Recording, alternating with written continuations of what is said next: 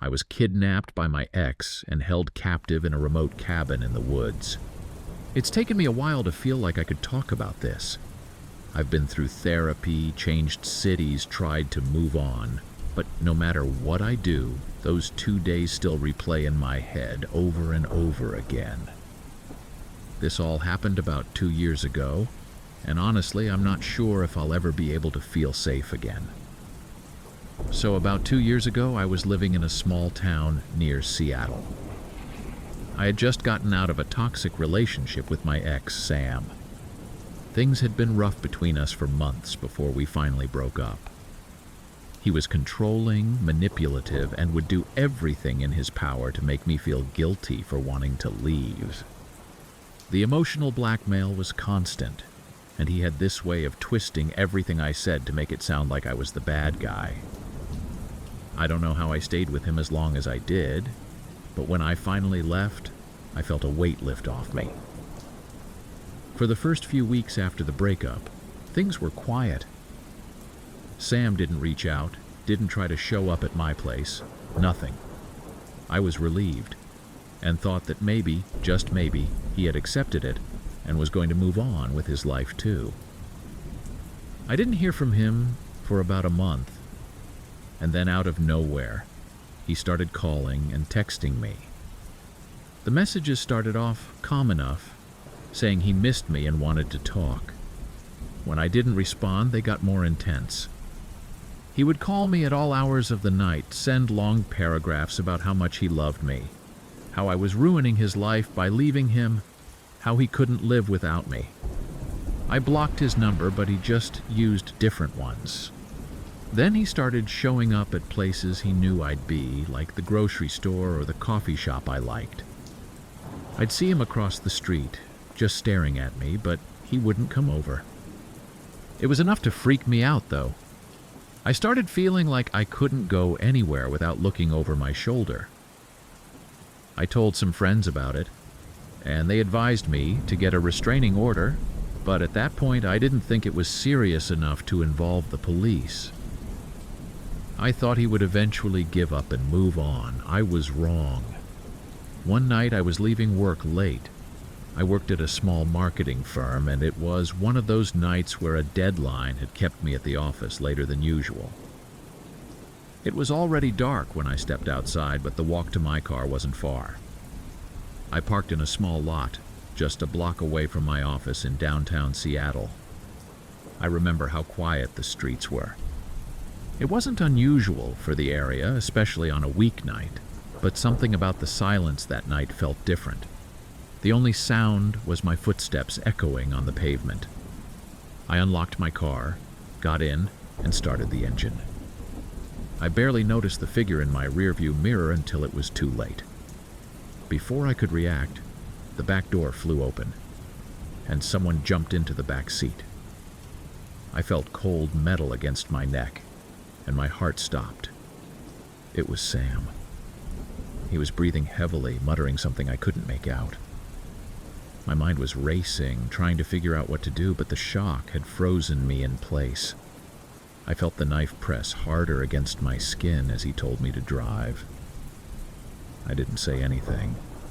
I just did what he told me. We drove for what felt like hours, though it couldn't have been more than 30 minutes. He made me take back roads, avoiding any main streets or highways. I had no idea where we were going, and the whole time I kept thinking that this couldn't be real. This kind of stuff didn't happen to people like me. I kept waiting for him to calm down, for him to explain why he was doing this, but he didn't say much. The only thing he kept repeating was that he needed me to understand something, though I couldn't figure out what it was. Eventually, we turned down a gravel road that led into the woods. The further we went, the less I recognized where we were. It wasn't until I saw the cabin that I realized we were deep in some kind of forest. I didn't know it at the time, but later I found out we were somewhere near Mount Rainier National Park. I had been there a few times for hiking trips, but I had never gone this far off the beaten path. The cabin was old and looked like it hadn't been used in years. It was isolated, surrounded by trees, and there was no sign of civilization anywhere. No other cabins, no roads, nothing. Sam told me to get out of the car. I was shaking so badly I could barely move, but I forced myself to comply. He kept the knife close to my side as he led me inside. The inside of the cabin was as run down as the outside. There was dust everywhere, and the furniture looked like it had been abandoned a long time ago. The only thing that seemed out of place was the few supplies Sam had brought with him. Some blankets, canned food, water bottles. It was clear he had been planning this. He tied my hands with some kind of rope and made me sit on the floor in the corner of the room. I remember the cold from the wooden floor seeping into my legs. He told me again that I needed to understand him, that this was the only way for me to truly see what he had been trying to tell me all along. I had no idea what he meant, and honestly, I didn't care. All I could think about was surviving. I tried to stay calm, tried to focus on finding a way out, but there wasn't much I could do tied up in the middle of nowhere. The first night was the worst. Every time he moved, I flinched, thinking he was going to snap and do something horrible. But he didn't. He just sat across from me, watching me, occasionally mumbling to himself. I tried to stay awake, but at some point, exhaustion took over, and I must have fallen asleep because when I opened my eyes, the room was filled with early morning light. Sam was still there, sitting in the same spot, watching me. I don't know how much time passed after that. The hours blended together. I couldn't tell if it was morning or afternoon, and I had no way of keeping track of time. Every now and then, Sam would get up and pace around the cabin, checking the windows or walking outside to look around. I had no idea what he was waiting for, but he seemed on edge, like he was expecting something to happen. The silence between us was unbearable. The whole time I was trying to think of a way to escape, but with my hands tied and Sam so close, there was no opportunity. It wasn't until the second day that I finally saw a chance. Sam had been going outside more frequently, and each time he did, he left the door unlocked. He must have thought I was too scared to try anything. The thought of running through the woods with no shoes, no idea where I was, and no guarantee of finding help was terrifying. But the alternative, staying in that cabin with Sam, was worse. When he left to get more firewood, I knew it was my only chance. My heart was racing as I struggled to untie the ropes around my wrists. It took longer than I thought it would, and every second I expected him to walk back in and catch me. But finally I got my hands free. I stood up, legs shaking, and quietly crept to the door. The cold air hit me as soon as I stepped outside, but I didn't stop. I ran. I didn't know which direction to go. I just ran as fast as I could into the woods. The trees were thick and the ground was uneven, but I didn't care. My bare feet were bleeding and I could hear branches snapping behind me as I crashed through the undergrowth. I didn't know if Sam was chasing me, and I didn't dare look back to check. I just kept running, hoping that I would find a road or a house or anything that would lead to safety. I don't know how long I ran for. My lungs were burning, and my legs felt like they were going to give out. But then, through the trees, I saw something. A road. It was a small dirt road, barely wide enough for a car. But it was the first sign of civilization I had seen since we left the main road. I stumbled toward it, barely able to stay upright when I saw a car coming toward me. I don't think I've ever felt such a mix of relief and fear in my life. The car stopped, and the driver, a middle-aged man who looked as shocked as I felt, got out and helped me into his car. He called the police. And that's when everything started to feel like a blur. The next few hours were a whirlwind. The police came and I was taken to the hospital to be checked out. I had cuts and bruises all over my body and I was dehydrated, but physically I was okay. Emotionally, though, I was a wreck. The police found Sam not far from the cabin, and he was arrested without much of a struggle. I didn't go back to my apartment after that. I couldn't. I packed up what I could and moved to a new city to try to start over. I'm safe now, but those 2 days will always be with me. Every time I walk alone at night, every time I hear an unexpected noise, every time I get in my car, I think about what happened. I still don't understand what Sam was trying to achieve by taking me to that cabin, and maybe I never will, but I survived. I found out my ex had been secretly living in my house for weeks after we broke up. I never thought I'd be the kind of person to write something like this. Honestly, it still feels surreal, like some kind of twisted story you'd hear in a movie. But this actually happened. And it still gives me chills when I think about it. It's been a little over a year now. And while I've tried to put it behind me, I'm not sure if I'll ever really get over it. I had been in a relationship with Ethan for about 3 years. We met through mutual friends, and at first everything seemed normal. He was funny, charming, and we clicked almost instantly. But after a while, his true colors started showing. He had a temper, and it didn't take much to set him off. At first, it was just little things. He'd get mad if I didn't text him back right away or if I made plans without him. I chalked it up to him being passionate, maybe a little insecure, and I thought things would get better with time. They didn't. Over the next year, the temper got worse. He'd go from 0 to enraged in seconds over the smallest things. I remember one time we were at a restaurant and the waiter brought me the wrong drink. I didn't even care, but Ethan started yelling at the guy, causing a scene. It was embarrassing, and I realized that wasn't normal behavior. I tried to talk to him about it, but he always turned it around, making it seem like I was overreacting or that I didn't appreciate him. It was exhausting. Eventually, I knew I had to leave. It wasn't easy because despite everything, there were still good moments, and I kept hoping he would change. But after 3 years, I couldn't take it anymore.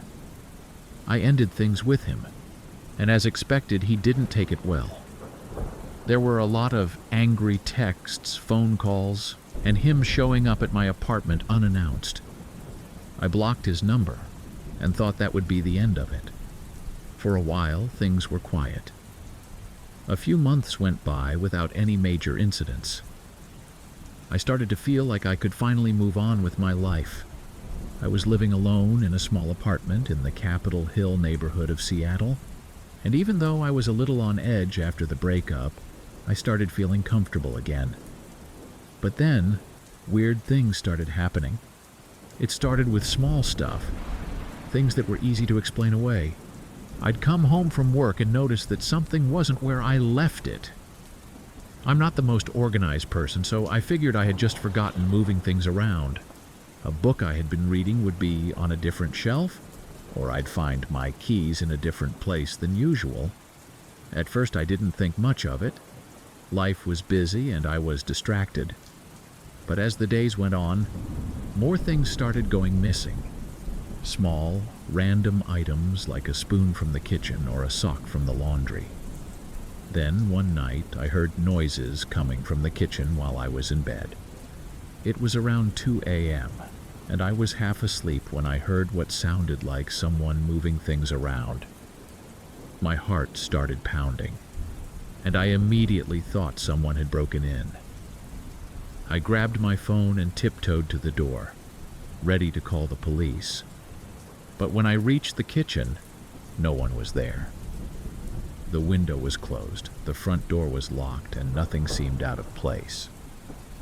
I convinced myself it must have been the building settling or maybe something outside that I misheard.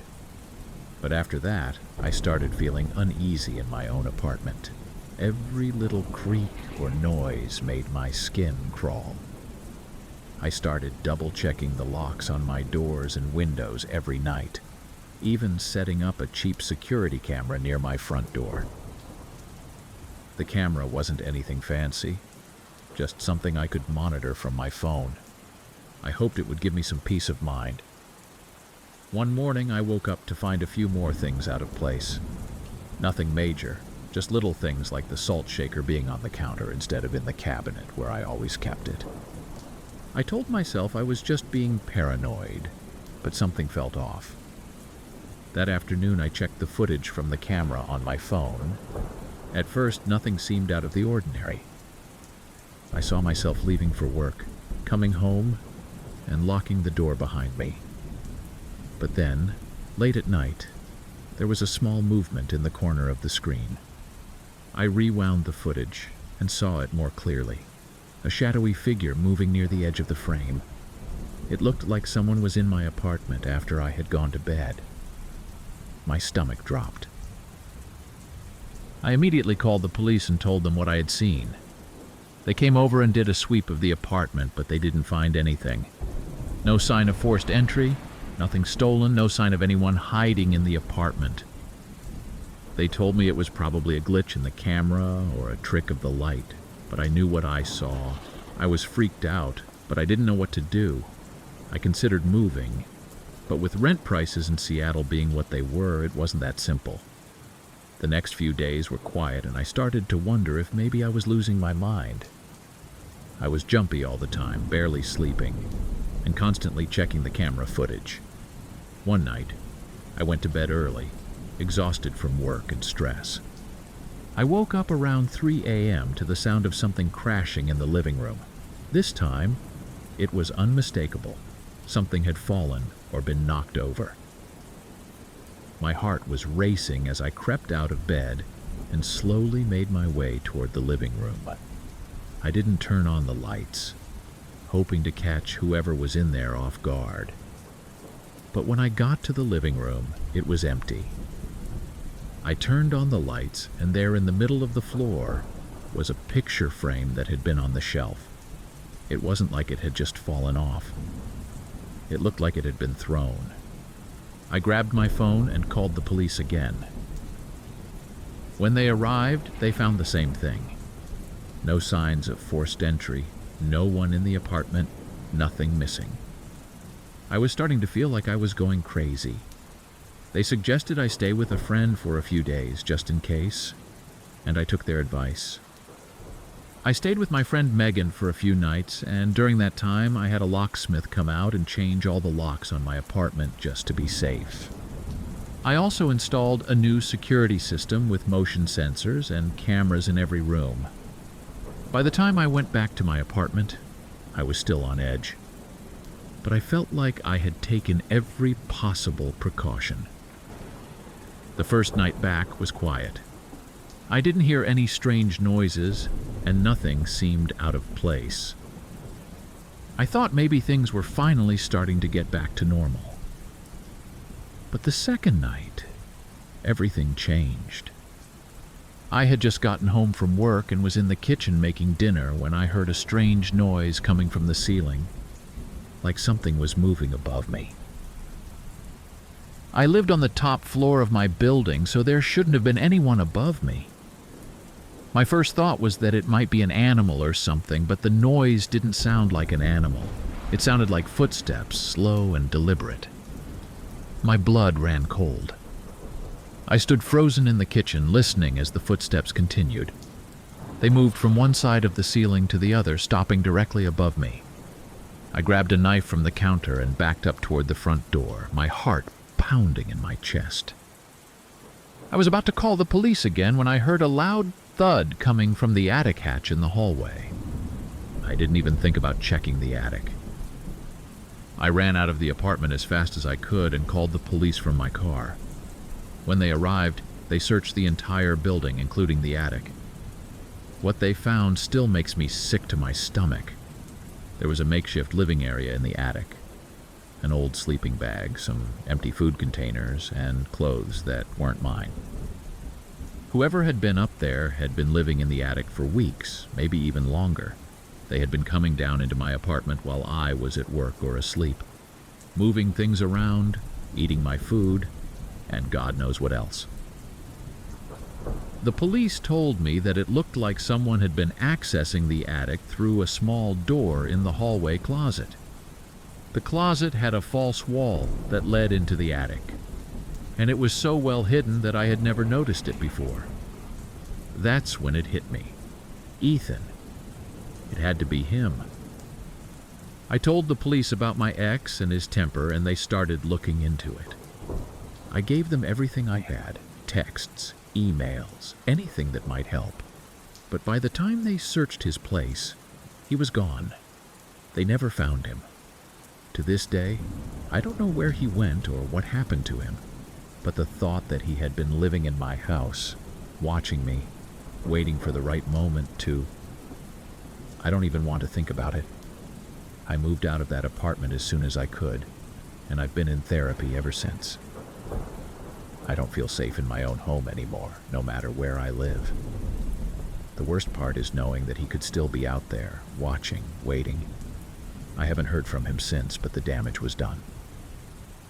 I'll never forget the sound of those footsteps above me, and I'll never stop wondering what would have happened if I hadn't left that night. My ex hacked into all my accounts and used them to blackmail me for months. It's hard to explain how terrifying it is when someone takes over your entire life, controls what you do, who you can talk to, and every move you make, without even physically being there. This is the story of how my ex, Matt, completely destroyed my sense of safety and privacy by hacking into my personal accounts and blackmailing me for months after we broke up. I still don't know how I managed to get through it, but I hope that sharing this might help someone else who's going through something similar. I was with Matt for almost 2 years. We met through mutual friends, and at first everything seemed fine. He was a bit controlling, but I didn't see it for what it was until way later. When we first got together, I thought he was just really invested in the relationship. He'd always ask me where I was, who I was with, and what I was doing, but in a way that seemed like he just wanted to be involved in my life. It didn't feel overbearing at first. I thought it was sweet that he cared so much. Over time, though, it got worse. He'd get angry if I didn't text him back immediately, or if I made plans without telling him first. He would guilt-trip me if I wanted to go out with friends instead of staying in with him. Looking back, I can see that these were all red flags. But at the time, I just brushed it off. I didn't want to cause any drama, and I figured that maybe I was overreacting. It wasn't until after we broke up that I realized how much worse things could get. The breakup wasn't exactly amicable. I had finally gotten fed up with Matt's behavior and decided that I needed to get out. He didn't take it well. At first, he tried to convince me to stay, saying he would change, that he would do whatever it took to make things right. But I had already made up my mind, and after a few emotional conversations, we ended things. Or so I thought. A couple of weeks after the breakup, strange things started happening. It started small, like a missed email or a message from a friend that I swore I hadn't seen before. Then one day, I went to log into my Facebook account, and the password didn't work. I tried a few different variations, thinking maybe I had just forgotten it, but nothing worked. I ended up using the forgot password option and resetting it, and that's when I noticed something strange. There were messages in my inbox that I hadn't sent. They were sent to people I didn't even know, and the tone was off. I didn't think much of it at first. Maybe I had been hacked by some random person, so I changed my password and moved on. A few days later, the same thing happened with my email account. Once again, I reset the password and checked the activity. That's when I started to get worried. Someone had been going through my personal emails, conversations with friends, family, even work-related stuff. The worst part was that whoever it was had downloaded attachments like personal documents and photos. I felt sick to my stomach. At first, I thought maybe it was just some random hacker.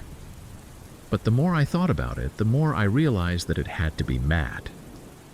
Matt had always been weirdly interested in my passwords and security questions while we were together. He would make jokes about how we shouldn't have any secrets from each other and that he could figure out my passwords easily if he wanted to. I never gave it much thought at the time, but now it seemed obvious.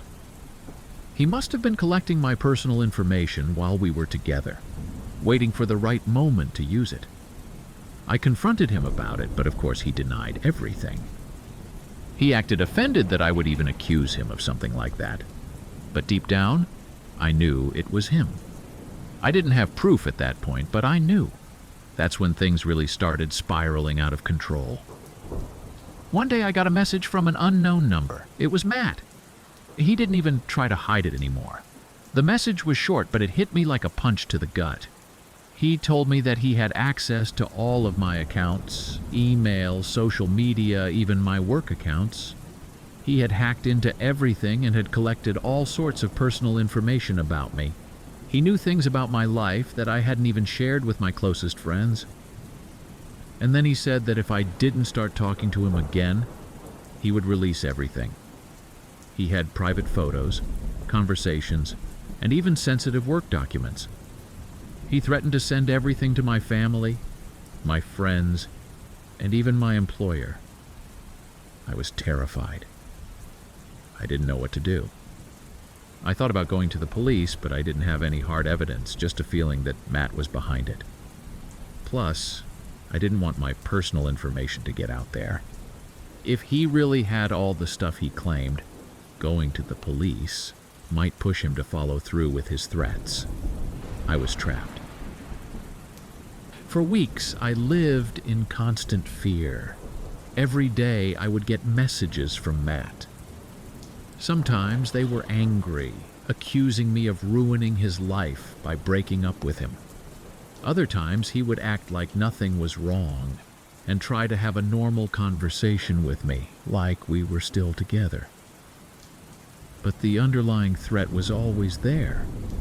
He would remind me that he had all the power, and that if I didn't do what he wanted, he would ruin my life. I tried to keep my distance, but the anxiety was unbearable. I couldn't focus at work. I stopped going out with friends, and I became paranoid about everything. I started checking all my accounts obsessively, trying to stay one step ahead of him. But no matter how many times I changed my passwords or updated my security settings, he always found a way back in. It felt like he was watching everything I did, even though I couldn't physically see him.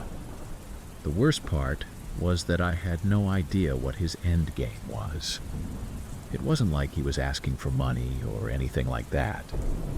He just wanted control.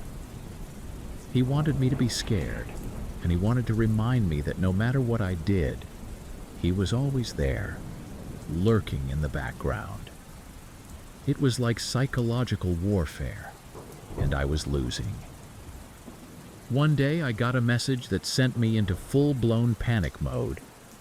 Matt had somehow gotten access to my bank account. He didn't take any money, but he sent me a screenshot of my account balance, along with a message that said he could drain it anytime he wanted. I freaked out. I immediately called my bank and froze my account, but the damage was done. He had proven that he could get to me in ways I hadn't even considered. That's when I knew I couldn't keep dealing with this on my own. I had to get help. I finally went to the police and filed a report. I showed them all the messages, the emails, and the evidence I had gathered over the weeks. They took it seriously, which was a relief. But they also told me that these cases can be tricky, especially when it comes to cyber harassment. They advised me to change all my passwords again and to contact a lawyer about getting a restraining order. I did everything they suggested, but it didn't stop Matt. He kept finding ways to get into my accounts, kept sending me messages, kept threatening me. It was like a never-ending nightmare. I felt completely powerless. Even though I had taken every precaution, he was always one step ahead. Then one day, everything came to a head. I got an email from my employer saying that there had been an attempted breach of our company's internal system. The IT team had traced the IP address, and it led back to my home network. I was horrified. I knew Matt had done it, but explaining that to my employer was a whole different problem. I had to sit down with HR and try to explain the situation without sounding like I had brought this on myself. I didn't want them to think I was careless with company security, but at the same time, I had to be honest about what was happening in my personal life. It was humiliating. Luckily, my employer was understanding, and they didn't fire me. But the situation made me realize that this wasn't just about my personal life anymore. Matt was trying to sabotage my entire future. He wasn't just threatening me, he was threatening my livelihood. The police stepped up their investigation after the breach. And finally, after what felt like an eternity, they were able to track Matt down. They found evidence on his computer that linked him to the hacking, the messages, everything. He was arrested and charged with multiple crimes, including cyberstalking and harassment. But even after he was taken into custody, the damage had already been done. I felt violated in a way that's hard to explain. It wasn't just about the accounts or the emails. It was the fact that someone I had once trusted had turned my entire life into a game of control. He had stripped away any sense of privacy I had, and made me feel like I couldn't trust anyone, not even myself. I've changed all my passwords, installed security software on every device I own, and I'm still paranoid every time I get a new email or notification. I'm in therapy now, trying to work through everything that happened, but I don't know if I'll ever truly feel safe again. What Matt did wasn't just about the technology or the hacking. It was about taking away my ability to feel like I had control over my own life. And that's something I don't think I'll ever fully get back.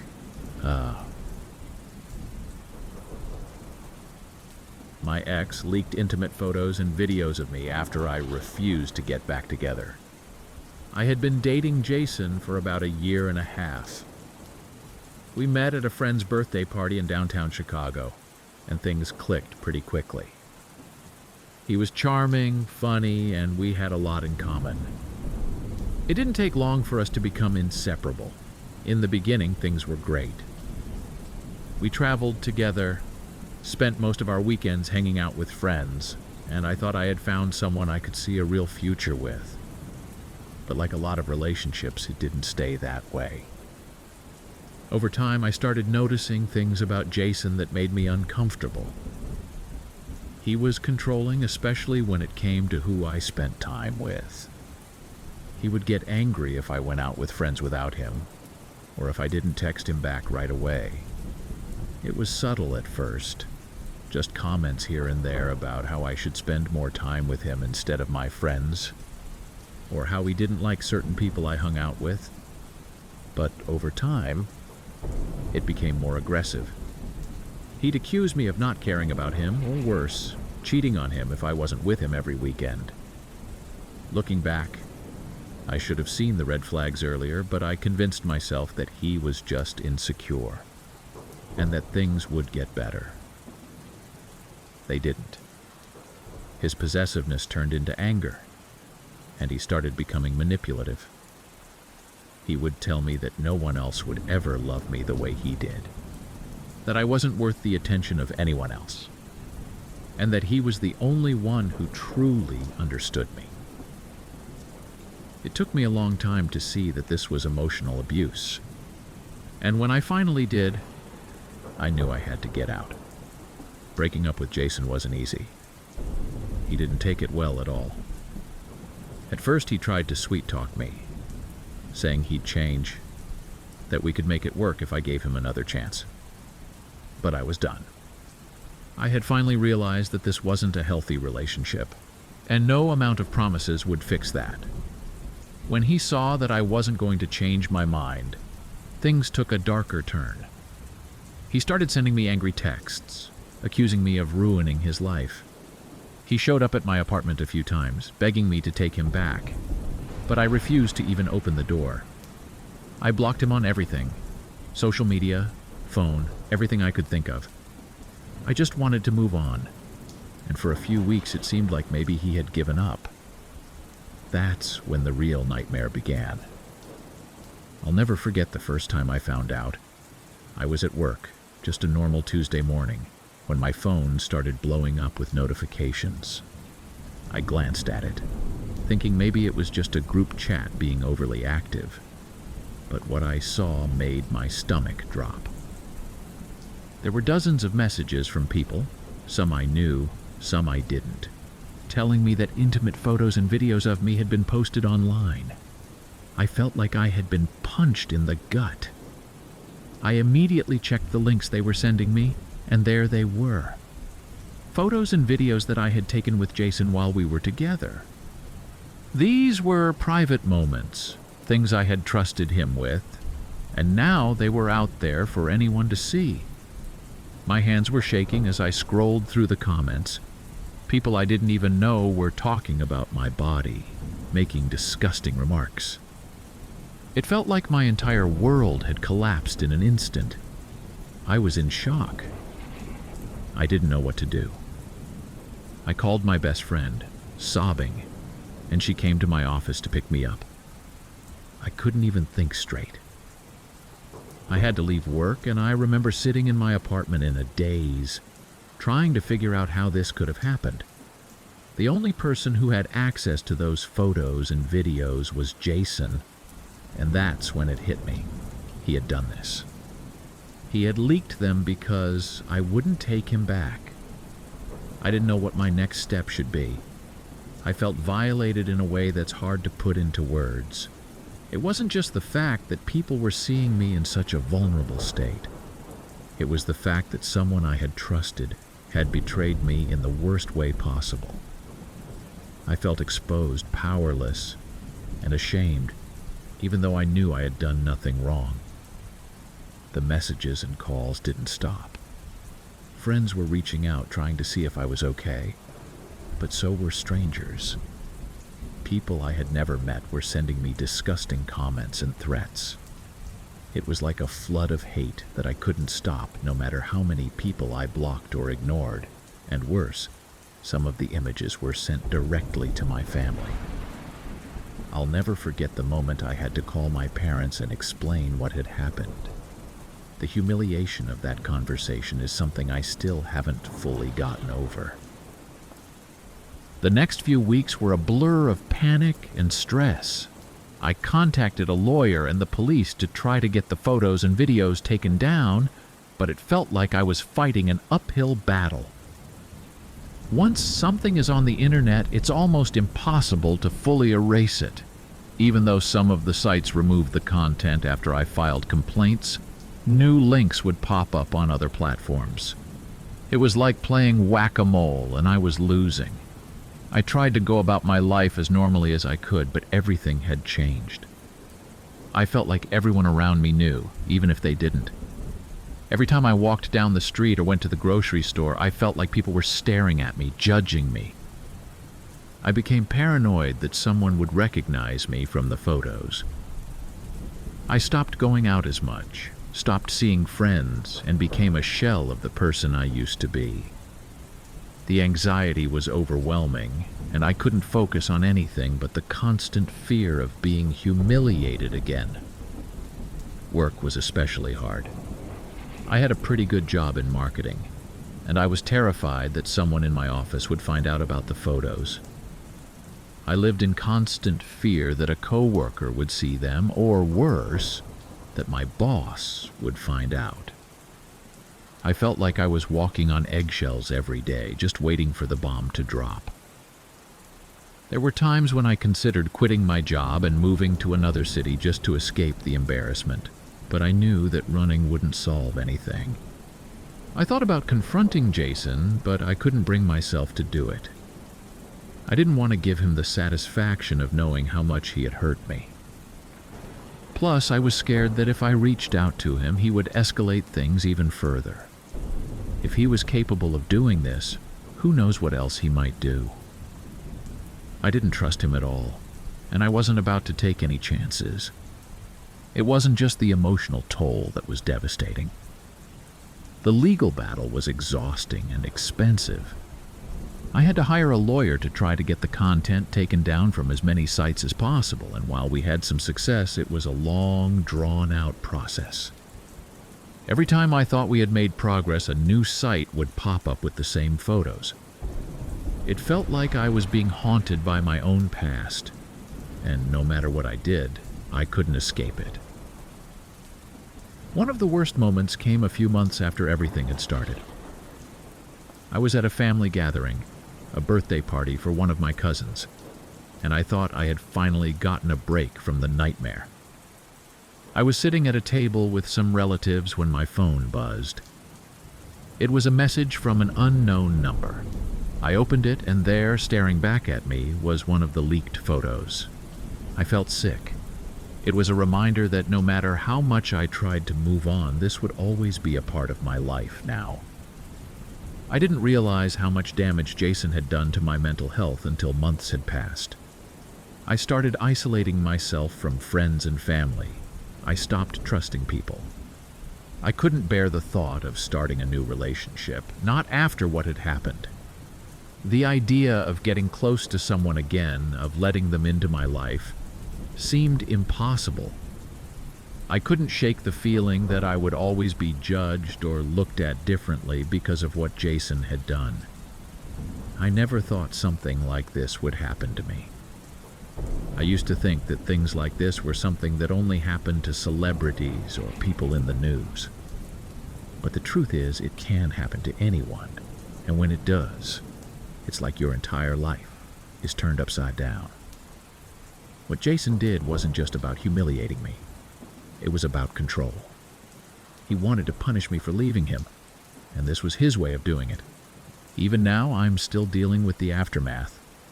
The legal battle is ongoing, and while most of the content has been taken down, I know that there are still copies out there. There always will be. That's the reality of the internet. Once something is out there, it's almost impossible to fully erase it. I've come to terms with that, but it doesn't make it any easier to live with. I'm trying to move forward, but the fear and anxiety are still there. I'm in therapy now, trying to work through everything that's happened, but some days it feels like an uphill battle. If there's one thing I've learned from all of this, it's that you never truly know what someone is capable of. Jason wasn't a monster when we were together, or at least I didn't see him as one. But when I refused to give him what he wanted, he showed me just how far he was willing to go to hurt me. And that's something I'll never forget. My ex launched a smear campaign against me, and it ruined my life for months. I had been in a relationship with Daniel for about a year. We met at a mutual friends party in Chicago, and at first he seemed great.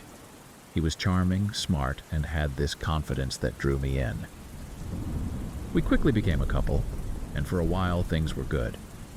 We went on trips together, spent time with each other's families, and I thought we were solid. But as time went on, I started to notice things that didn't sit right with me. Daniel had this way of twisting the truth, making himself look like the victim in every situation.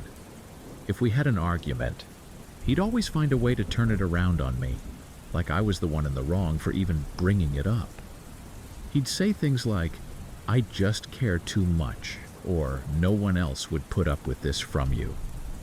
At first I ignored it. I thought it was just part of his personality, maybe a quirk. But over time it wore me down. He would gaslight me constantly, making me doubt my own memories and perceptions. There were times I genuinely questioned whether I was overreacting or being unreasonable. But eventually I realized this wasn't normal. and it wasn't healthy. So, after a lot of soul-searching and conversations with friends, I broke up with him. He didn't take it well. At first, Daniel tried to play the whole, "I'm sorry, I'll change" card, but I'd already made up my mind. When he saw that wasn't working, things shifted quickly. He went from apologizing to angry texts, accusing me of ruining his life. I blocked his number, deleted him from social media, and tried to move on. I thought that would be the end of it, but I couldn't have been more wrong. A couple of weeks after the breakup, weird things started happening. Friends of mine, people I'd known for years, started distancing themselves from me. They wouldn't return my texts, or if they did, their responses were short and cold. At first, I didn't think much of it.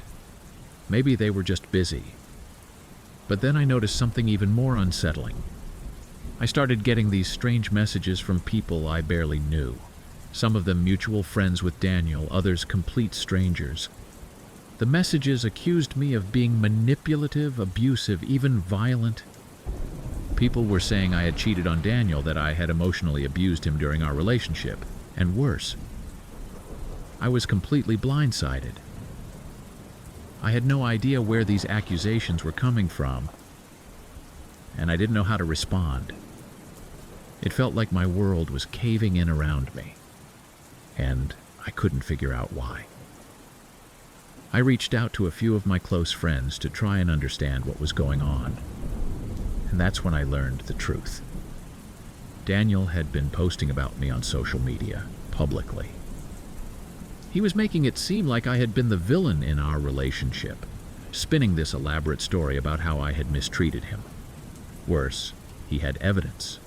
He had doctored screenshots of texts and DMs that made it look like I had said terrible things. It was all fake, but it was convincing enough to fool a lot of people. He created fake accounts to post these things, making it seem like multiple people were backing him up. It didn't take long for his lies to spread. Suddenly, people I had considered friends were turning on me. They believed his version of events, and I couldn't blame them. The screenshots looked real, and his posts were written in a way that made him sound like the victim of a horrible relationship. He was smart about it, too. He didn't come off as overly bitter or angry. Instead, he played the poor me card, saying things like, "I just need support right now," and "I never thought she would do this to me." It was manipulative, and it worked. I tried to defend myself, but no one seemed to believe me.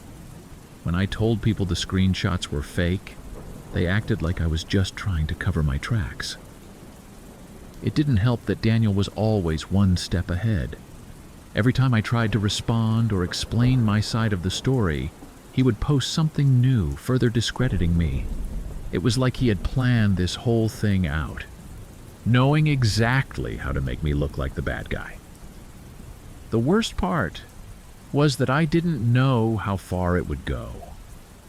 Daniel wasn't content just to ruin my reputation with our mutual friends. He started posting about me in local Facebook groups, on Reddit, and even on Twitter. He was spreading lies about me to complete strangers, people I had never met, people who didn't know me but were now convinced I was this awful person. I started getting harassing messages from random accounts, people calling me names, threatening me, telling me I deserved everything that was happening. It was relentless. Every time I opened my phone, there was something new. Another post, another comment, another message. It got to the point where I was scared to check my notifications because I didn't know what fresh hell was waiting for me. I felt like I was under siege, like no matter what I did, I couldn't escape the barrage of hate coming my way. It was exhausting. My mental health took a nosedive. I was anxious all the time, constantly worrying about what new lie Daniel was going to spread about me. I couldn't sleep, couldn't focus at work, and barely had the energy to leave my apartment. I started isolating myself from everyone because I didn't know who I could trust. Even the people who were still talking to me felt distant, like they were questioning whether I was telling the truth. I became paranoid, second-guessing every interaction I had. At some point, Daniel's lies started to bleed into my professional life. I work as a freelance graphic designer, and I rely heavily on my online portfolio and social media presence to attract clients. Daniel knew this, and he used it against me. He started posting fake reviews about my work, saying I was unprofessional and unreliable. He even went as far as to message some of my clients directly, sending them the same fake screenshots and accusing me of all kinds of things. I lost a few clients because of it. They didn't say it outright, but I could tell by the way they suddenly stopped responding to my emails or canceled upcoming projects. It was devastating. Not only was Daniel destroying my personal life, but now he was coming after my livelihood too. I thought about going to the police, but I wasn't sure what they could even do. It wasn't like Daniel was physically threatening me, and I didn't have any proof that he was behind the fake accounts. He was smart about covering his tracks, making it hard to trace anything back to him. I felt helpless, like there was no way to stop him. One day, I woke up to find that Daniel had posted another fake message, this time claiming that I had threatened him. He had doctored a screenshot of a conversation where I supposedly told him I was going to ruin his life. It was complete bullshit, but it didn't matter. People believed it. They started calling me a psycho, saying I deserved everything that was happening to me. I wanted to scream.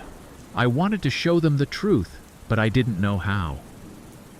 I ended up deleting most of my social media accounts, hoping that if I disappeared from the internet, Daniel would lose interest. But even that didn't stop him. He kept going, finding new ways to spread his lies. At one point, he even reached out to my family, sending them the same fake screenshots and telling them that I was unstable. I had to have a difficult conversation with my parents, explaining what was going on and trying to convince them that none of it was true. They believed me. But the fact that Daniel had crossed that line made me feel even more violated. It felt like there was no escape. Everywhere I turned, there was another reminder of what Daniel was doing to me. I started having panic attacks, something I'd never experienced before. I would wake up in the middle of the night, heart racing, unable to breathe, convinced that my life was falling apart and there was nothing I could do to stop it. Eventually, I knew I couldn't keep living like that. I contacted a lawyer and started the process of filing a defamation suit against Daniel.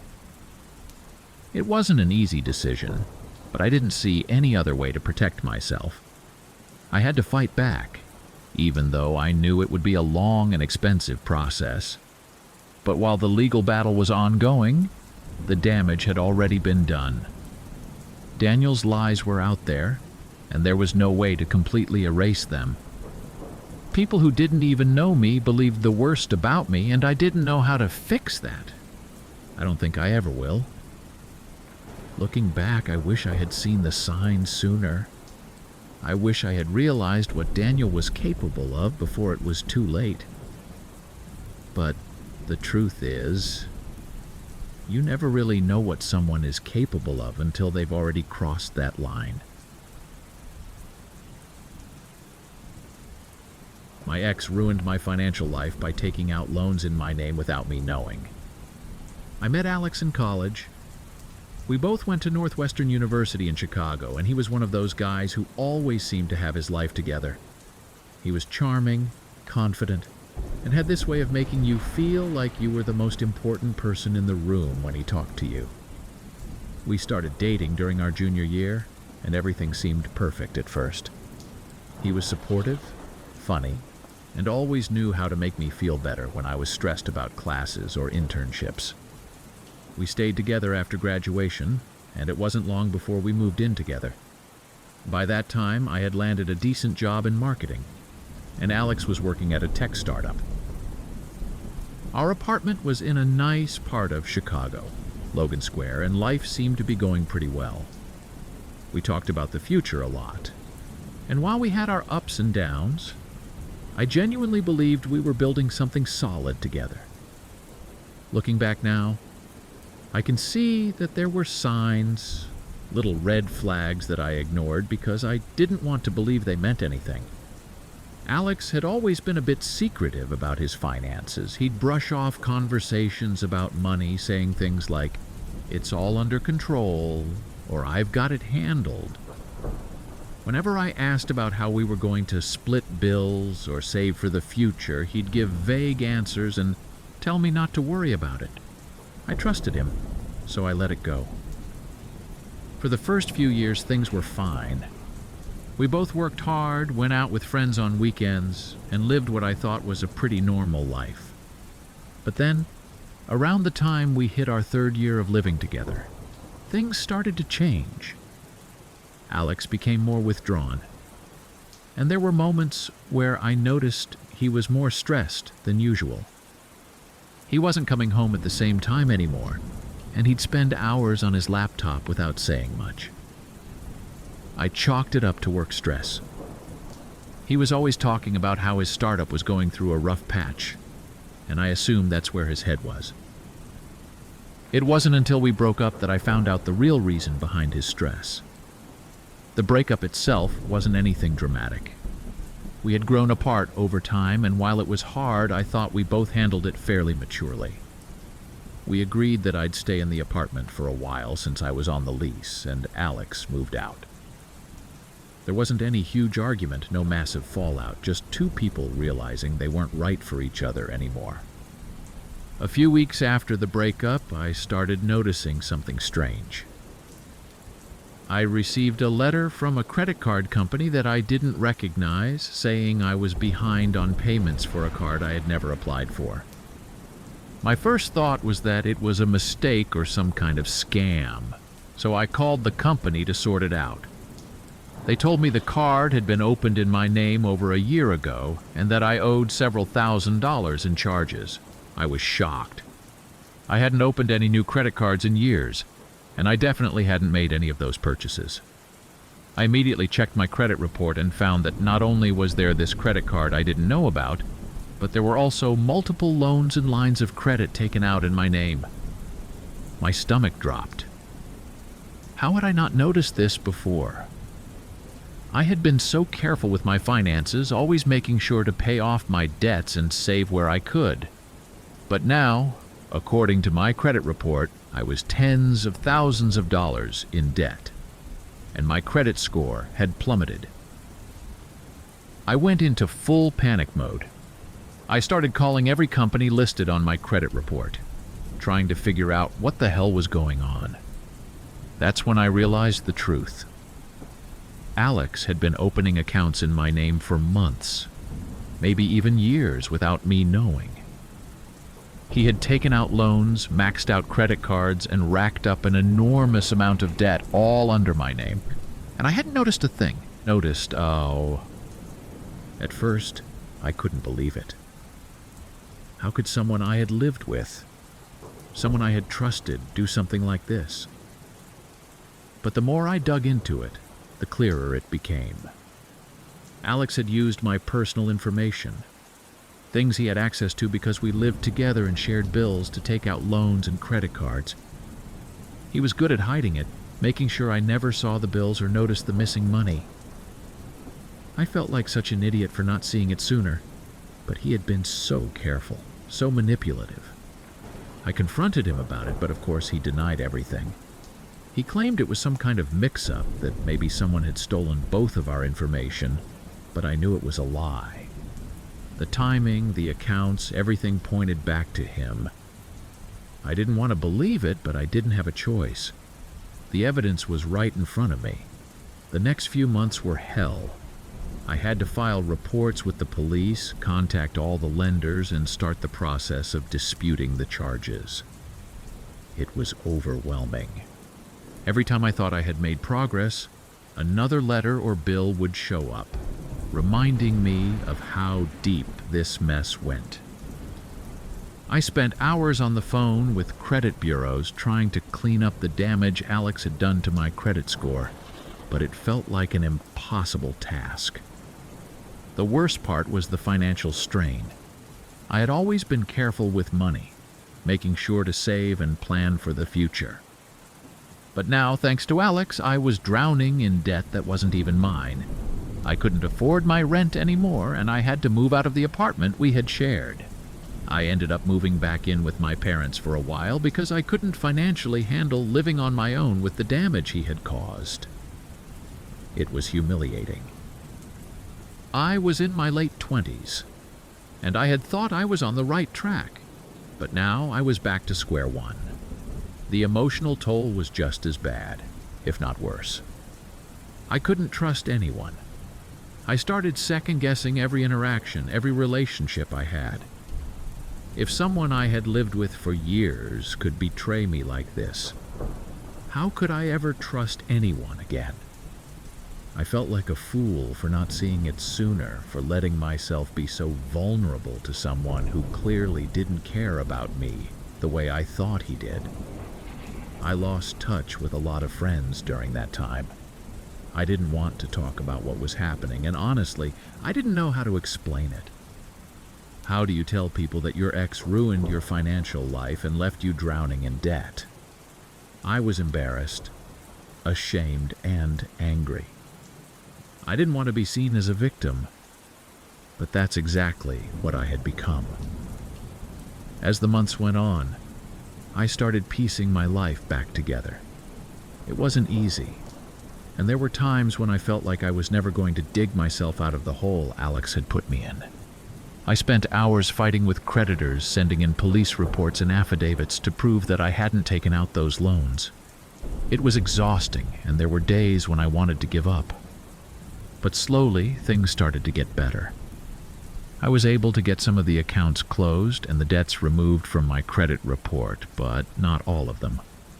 Some companies refused to believe that I hadn't been involved, and I'm still dealing with the fallout from that. My credit score is still lower than it was before, and I've had to delay a lot of the plans I had for my future because of it. Buying a home, saving for retirement, everything feels like it's been pushed back by years. I wish I could say there was some kind of justice in all of this, but there wasn't. Alex never faced any real consequences for what he did. Sure, I filed police reports, but financial crimes like this are hard to prosecute, especially when it's someone you were in a relationship with. I tried to take him to court, but by that point he had disappeared. Last I heard, he had moved out of state, probably trying to pull the same scam on someone else. I still don't know how he justified what he did. Maybe he thought he'd never get caught. Or maybe he just didn't care about the consequences. Either way, I was left picking up the pieces of a life I had thought was secure. It took me years to rebuild my credit, and even now I'm not fully back to where I was before.